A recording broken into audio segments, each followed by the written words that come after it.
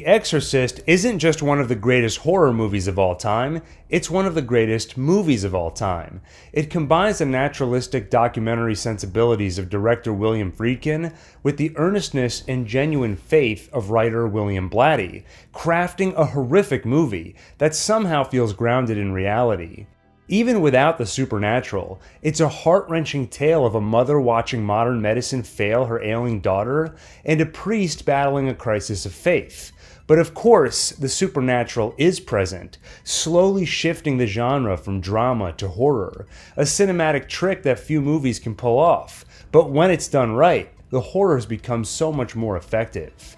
The movie elicited a ton of controversy upon its release, but also a ton of money, so a sequel was inevitable. In 1977, 4 years after the original, it came. The Exorcist II, The Heretic. And 50 years after the original, the world still hasn't forgotten, because we just saw the release of another sequel, The Exorcist Believer. Admittedly, I haven't seen it yet, but I'm hearing it's not great. Actually, I'm hearing it's pretty awful. But just as God provided Abraham a lamb to sacrifice in place of his son, today it is not believer who is to be judged, but in its place, the heretic. Will it be a worthy sacrifice, or will it be rejected, cast out as a movie so vile it corrupts the very soul of anyone who views it? There's only one way to find out. Today, I submit to the ranking, The Exorcist II. My mission with this channel is simple: rank every movie ever created one at a time. I do this using a scientific approach. Every episode, I explain a movie. As I go, the ranking algorithm will react, gaining or losing points when the movie does something good or bad. At the end of the episode, we get a precise score, so the movie can be force ranked against every other movie ever made. With that, let's not put it off any longer. Let's watch 1977's The Exorcist II. 4 years have passed since the exorcism of Regan McNeil, and now another girl is possessed in Latin America. Father Philip Lamont arrives to perform the exorcism. "Why me?" the girl asks. "I heal the sick." The exorcism fails when the girl burns herself alive. It's clear from the start this movie is taking a different approach than the original. Instead of grounding itself in reality before slowly moving into the supernatural, building tension, this one starts with a bang. That could work, but the sequence is too rushed and the effects too cheesy to really capture how traumatic it would be to watch a person burn themselves alive. At the same time, it piques your curiosity and makes you wonder, where is this all going? Regan, now a 16-year-old high school student, practices her dance for an upcoming performance. It seems her possession is a distant memory. Or is it?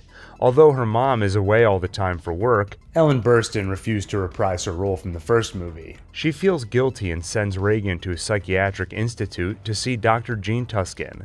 The doctor doubts Regan's claims that she remembers nothing of what happened 4 years ago.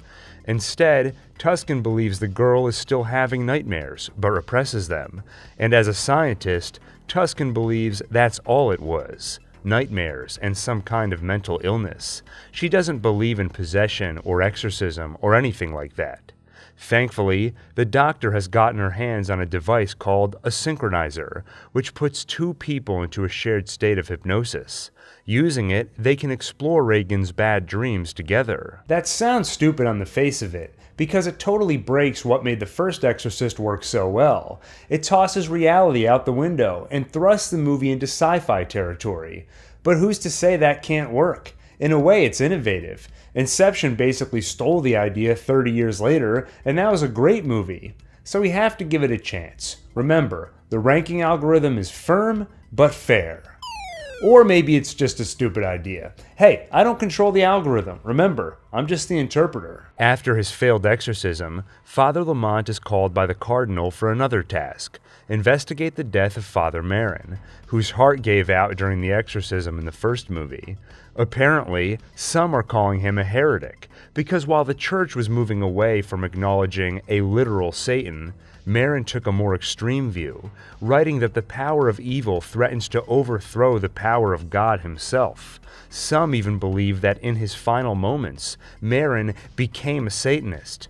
It'll be Lamont's job to sort out the truth. I mean, who didn't watch the first Exorcist and come away thinking, you know, this guy? I think this guy's a Satanist. Yeah, it doesn't really ring true to the original, but you gotta take this movie on its own terms, right? Or not. One thing I'll point out is that no one in this movie talks the way that normal people do. It all just sounds kinda off. Like halfway through Father Lamont and the Cardinal's conversation, the Cardinal all of a sudden says, "Philip, it's so good to see you," as if they hadn't already been talking for a few minutes.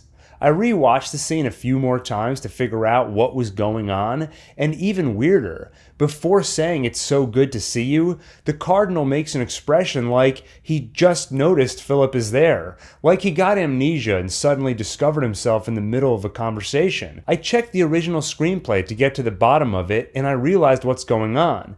This line isn't in the script. But the script emphasizes that once everyone else leaves the room and the two of them are alone, the conversation becomes more frank and intimate. This probably could have been done subtly with good acting, but my guess is it just wasn't coming across. So instead, they ad-libbed this extra line. And then the Cardinal starts telling Lamont about how Marin's reputation is in danger. Anyway, this is probably the most thought anyone's given to this scene since 1977. Lamont is reluctant to take the job because, like Father Karras, he's having a crisis of faith. He sees evil everywhere, while God seems to have fallen silent. But the job must be done. He starts his investigation by meeting with Dr. Jean Tuscan. She's reluctant to let him question Regan because she thinks the girl is still traumatized, repressing everything that happened. She even suggests the exorcism only made things worse, and bringing it up might be so traumatic it could cause her to take her own life. But Tuscan has no idea what she's up against. So Father Lamont sets the record straight. She is not fighting mental illness. She is fighting evil, a spiritual being, alive and living, perverted and perverting, weaving its way insidiously into the very fabric of life. It's brief, but Richard Burton sells his description of evil. It's chilling, similar to Donald Pleasance's monologue about Michael Myers in Halloween, released only a year after this movie. Regan interrupts their conversation to say she'd like to try out the doctor's machine and invites Father Lamont to join them. Finally, we see the thing in action, and it looks like something out of a cheap 50s sci-fi movie. It's basically a strip of leather or plastic wrapped around their heads with a couple of wires sticking out. And the way it works is really convoluted, because to join someone in their hypnosis, you need them to hypnotize you after you've hypnotized them. Tuscan turns on a flashing light for Regan and does the classic "I need you to go deeper" thing. Then she turns on her own light, and Regan tells the doctor to go deeper.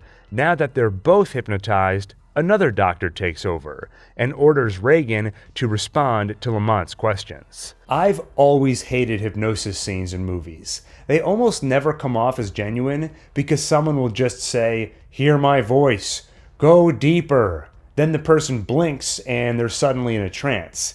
It comes off as silly, and the longer the scene goes on, the more boring it becomes. Somehow, this movie finds a way to make it worse. Because of the way this device is set up, where you have to hypnotize her so she can hypnotize you so they can guide you through trance, it's like 3 hypnosis scenes in one. Lamont asks Regan what she remembers Marin doing before he died, but Tuscan's heart starts fibrillating. The other doctor wakes Regan from trance, but Tuscan is stuck. "Regan, you've got to go back," the doctor shouts. "We better go back and find her right now," like Tuscan is lost in the dreamscape or something. But Father Lamont is like, "No, give me that thing. I know where to find her." Go deeper, deeper, and now he's in trance too. Suddenly, the possessed Regan appears next to Tuscan. Then Marin is there. "She's mine, always," the demon shouts. "No," Regan shouts back. Marin's heart starts to give out, which is bad news because Tuscan's consciousness is entangled with the consciousness of Regan's repressed memory of Marin. Not to mention the demon starts squishing her heart, while Regan, well, I'm not sure what she's doing, kind of playing with the demon's hand. Lamont says, "In God's name." And just like that, Tuscan is rescued. Regan tells him to tell Tuscan that she will not remember, and he does. Then they wake up. I can't emphasize enough how bad this scene is. Not only do we get yet another hypnosis with Father Lamont, but everything in this scene. Tuscan squirming around with a magic machine wrapped around her head, all the superimposed images. It's hard to take any of it seriously, and there are confusing elements to it. Like, why does Regan order Lamont to tell Tuscan not to remember? Tell Jean she will not remember. Jean, you will not remember. Jean, you will not remember. Why is it so important she not remember? And once they're out of the trance, Regan says, He told you not to remember. Do you remember? No. Do you remember? I don't remember. Do you remember? Do you not remember? Tell her to remember. Tell her not to remember. Stop saying remember. I don't know what's going on. The scene is so convoluted, and it feels like it goes on forever. The movie also makes almost no attempt to develop any of these characters. Lamont is having a crisis of faith just like Father Karras. But with Karras, you saw him struggle with it. For Lamont, it's just one line where he tells the Cardinal, "I'm not worthy," and then he's on with the job. The biggest sin is probably Regan. Tuscan actually tells Lamont that she's worried just bringing up the exorcism could cause Regan to commit suicide. But we don't see any signs of trauma. She seems completely well adjusted. Yes, they say it's just on the surface, but we need to see some signs of repressed trauma. Also, if she's afraid that mentioning the exorcism could kill Regan, how is she not worried about hooking her up to an experimental, mind-altering machine to make her relive the experience? Or is she so confident that saying, "You will not remember," will do the trick? She's willing to bet her patient's life on that? Anyway, let's see what the algorithm has to say about all this. There you go. Regan decides to draw a picture of Father Lamont with flames around him. He starts freaking out about how they have to put the fire out and runs downstairs to the basement. Tuscan laughs and says, "Come on, Father, give me a break." But there is a fire. Tuscan calls the fire department, while the flames behind Lamont form an image that matches the one drawn by Regan. Once the fire is out, Lamont is convinced they experienced something supernatural, that Tuscan's machine proved the demon is still inside Regan. Tuscan is skeptical. And for some reason, maybe it's just her disappointment in the script, but Louise Fletcher's acting is terrible. She's a great actress. In fact, she won an Oscar for her performance as Nurse Ratched in One Flew Over the Cuckoo's Nest. But here, every line is said with this bored tone. Oh, I'm fine. The psychological effects of syncing with another mind last a long time. It's very powerful. Plus, the movie feels so random and confused. Were we supposed to take from the hypnosis scene that the demon is still inside Regan? If so, how come all we see are memories of what happened 4 years ago? Why does remembering what happened mean the demon is still there? And then all of a sudden Regan can predict the future? You know how when someone explains a dream they had, you automatically get bored? That's because there's no narrative. It's just a bunch of stuff randomly happening, like they're making it up as they go along. That's what this movie feels like. The next morning, a demonic voice calls Regan and tells her that they're going flying, far, far away. She sees images of Father Merrin in Africa. A swarm of locusts arrive but are warded off by a young boy twirling a rope. Then she sleepwalks to the edge of her balcony. Luckily, Regan gets woken up by her doves. Hey, if you thought your daughter was mentally disturbed to the point where you think she might actually have been possessed by a demon, you'd definitely put her up in a penthouse with a balcony that has wide open gaps without guardrails, right? Sharon Spencer, the woman who watches over Regan in place of her mother, heads to Washington and meets with Lamont. They visit Regan's old home to investigate Father Merrin's death. Sharon agreed to help because Mrs. McNeil asked her to, believing she owes her daughter's life to the priest. Characters continue to talk in totally unnatural ways, like they're each having their own separate conversations talking past each other. He asks her if Father Merrin was afraid when he arrived. Then she doesn't answer his question. Instead, she just says, "You'd better see where it happened." Was Father Merrin afraid? You'd better see where it happened. I checked the screenplay on this one too, and she actually is supposed to answer him by shaking her head no, but she doesn't shake her head, so instead it just comes off like she's ignoring him. In the bedroom, Lamont prays for Father Merrin. Now, when someone says, "You better see this," like she says, "You better see where it happened," that usually implies there's something specific they have in mind that you need to see. So what does Lamont find in the bedroom? Wait for it. Nothing. We see that he's being watched by a locust, but neither of them notice. So what is it that she thought he needs to see in that bedroom? Back at Tuscan's office, Lamont and Reagan do another round of synchronized hypnosis. This time, they're witness to a flashback of Father Merrin in Africa. There, he discovered a young boy named Kokumo with special powers to fight evil. Just like Reagan, he also got possessed by Pazuzu. I am Pazuzu. There's one part of the flashback where the camera sweeps over misty mountains, and you hear the moaning of the demon. It's genuinely creepy and well done. With Merrin's help, Kokumo fights off Pazuzu. During the synchronization, Pazuzu speaks to Lamont. It boasts that if it wanted to, it could easily reclaim Kokumo. Lamont asks where Kokumo is, so Pazuzu invites him on a trip. The demon, in the form of a locust, flies to a now adult Kokumo, but the man spits a leopard at him, and the hypnosis ends. And here's the craziest part. Remember before how they kept emphasizing not to remember? Well, Reagan remembers what she saw while under hypnosis. Do you remember anything? Was it in Africa? But you weren't supposed to remember anything. I know. It seems Kokumo isn't the only one with special powers, because afterward, Reagan is able to cure one of Dr. Tuscan's patients, a girl who until now has been unable to speak. As a plot development, it feels a little random, even though it was technically set up earlier. The girl in the opening said she could heal people. With her and Kokumo, you start to realize that Pazuzu is targeting people with special abilities. And the moment is actually somewhat touching, and it's helped by some great score by Ennio Morricone. But then the girl asks what's wrong with Reagan, and she explains, I was possessed by a demon. Oh, it's okay. He's gone. "Oh, it's okay. I was just possessed by a demon. Don't worry about it." Now, Dr. Tuscan, as a woman of science with a keen interest in the mind, this must be a shocking development for her. Reagan just cured a girl seemingly telepathically. You know, Reagan, it's really very dangerous to fool around with other people's heads. Please don't try anything like that again. At least until you're... Until what? Well, until you're older. That's her reaction. Like I said before, she just seems really bored by everything in this movie.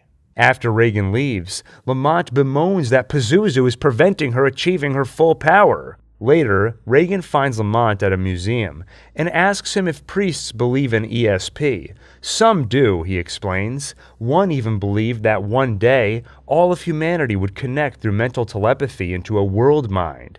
Merrin thought it would happen very soon, with modern scientific research. But if it happens before we are ready, we may find ourselves pointing in the wrong direction, toward Satan. What is he talking about? What is this movie even about? It seemed like Reagan was in danger because Pazuzu was still inside her, which kind of undoes the entire point of the first movie, but take the movie on its own terms. But now it turns out Reagan is a healer, but she could be an even better healer and also tell the future. Remember the fire thing. But also there might be a satanic world mind soon. I gotta be honest. I don't want to watch this movie anymore. I think I'm just going to stop. Lamont heads to Africa in search of Kokumo. No, stop. We're done with this movie. They accuse him of devil worship after he admits he flew on the wings of Pazuzu during hypnosis. I can't stop it. Once the ranking algorithm starts, it can't be stopped. The movie just keeps going and going until it reaches the end. They throw a rock at him, which interrupts Reagan's dance performance because of their residual telepathic link. I can't do it. I need to stop this movie from continuing. I cast you out, unclean movie, in the name of the algorithm. It is he who commands you, he who flung you from the heights of the original movie to the depths of sequels so bad they taint the original. Be gone! The power of Christ compels you. The power of Christ compels you. The power of Christ oh no, it can't be stopped! It's synchronizing with me. No! Father Lamont searches desperately for Kokumo. He prays for help. Almighty God, help me. I must find Kokumo. I have resisted. I have not called on Pazuzu. Call me, Reagan says through their telepathic link. And he does. Reagan, he says. But she clarifies. Call me by my dream name. And he does. Pazuzu, prince of the evil spirits of the air, take me to Kokumo. Then she says Kokumo. And he says Kokumo. Then she says Kokumo. She says it 6 times. He says it 3 times. And just like that, he finds the man. It should be a big deal that this priest has fallen so far he now calls on a demon for help, but the movie never gets you bought in on why he'd be so desperate to find Kokumo to begin with. And it wasn't even clear until a few seconds ago that calling on Pazuzu was an option. Apparently he was resisting this whole time, and we didn't even know. That should be a huge part of the movie. Imagine God in this situation, minding his own business. Suddenly, he hears Lamont's prayer. Almighty God, help me find Kokumo. Oh yeah, sure, just give me 1 second. You know, I haven't even called on Pazuzu. Whoa, when did calling on demons enter the equation? Do not call on Pazuzu. I'm gonna help you find the guy, just give me a second. Pazuzu, Prince of Evil, take me to Kokumo. Really? You called on the demon? Are you kidding me? What are you thinking? You think Karis or Marin would have done that? Are you out of your mind? He finds Kokumo, a tribal leader who wears a locust costume. He warns Lamont that he needs to get Pazuzu out of Reagan. But here's the problem. Pazuzu has brushed Father Lamont with his wings. He lost faith in God and called on the demon to find Kokumo. No, Lamont insists. He still believes. Kokumo asks him to prove it by walking over spikes. And he does. But suddenly, he's in a research lab with the real Kokumo. Was it all a hallucination? A test of faith? It's unclear. Kokumo explains his research on locusts. When they brush each other's wings, they become a destructive swarm. They become evil. But they also have a good locust. When she touches the others, it breaks the chain. It's a metaphor. Demons are the bad locusts, but then there are the good ones, like Reagan, Kokumo, or the girl who was possessed at the beginning. They're healers who spread good. That's why Pazuzu targeted them. But it's weird that it's a metaphor, because in the movie, it's also literal. Kokumo is part of the power of good against evil. But then he also becomes a researcher and performs a metaphorical version of it with actual locusts. But also Pazuzu manifests as a physical, literal locust. It's like movies can be supernatural and be metaphors for something in the real world. You don't need a metaphor for the metaphor in the movie. It doesn't make sense. Reagan steals the synchronizer and meets up with Lamont at a motel. Inside Reagan's mind, Father Marin explains what he was up to before he died. Kokumo and others like him, people with powers, began to appear in the world. He found these people where he could and tried to protect them against evil. So Satan retaliated. He sent Pazuzu to destroy their goodness. Marin tells Father Lamont to take his place and protect Reagan. After they wake, Lamont is in a daze and takes her back to Washington, back to the house where the first exorcism went down. When Tuscan and Sharon realize that Reagan is gone and that she took the machine, Sharon is pissed. Stupid bitch. She leaves with Dr. Tuscan to go after them, and there's this cool shot of their plane flying through the clouds. Lamont and Reagan reach the house, while Sharon and Tuscan pull up outside. It's time for the big showdown. They're attacked by a swarm of locusts, crashing Sharon in the doctor's car. Sharon, possessed by the demon, lights herself on fire. In Reagan's bedroom, Pazuzu manifests physically as a second Reagan. Remember the first exorcism? The psychological battle with Father Karras questioning his own faith? Hearing the voice of his late mother whose death he blames himself for? You know what I call that? boring, lame. Save it for your therapist. Right now, we're fighting goddamn demons. Lamont knows how to get it done. He strangles her, punches her, the house starts falling apart, locusts swarm over the US Capitol, but he keeps punching, and then he rips her fucking heart out with his bare hands. That's how you perform a goddamn exorcism. And Reagan's okay, by the way. Remember, she split in two. There was the good Reagan and the bad Reagan. Once the wings have brushed you, you're mine forever. But it's not over yet. There are still those locusts around. Reagan dances and twirls around, just like Kokumo taught her, and the bad locusts turn good. Evil is vanquished. But something feels off. I feel, I don't know, like I've been brushed by the wings of Pazuzu. I know what it is. You see, it's just like the locusts. There are good movies and bad movies. And when the bad movies come together, they become an evil swarm. This movie is the bad locust. It's pure evil. It was never meant to be seen by man. This is the kind of movie demons watch in hell. What have I done? What have I unleashed on the world? My only hope is to keep ranking movies. I have to find the Kokumo of movies. I have to find the good locust, the perfect movie, the one that scores 100%. And only then will I be cured of this evil. So make sure to like, subscribe, and hit the bell icon as I continue my search, feeding more movies into the algorithm.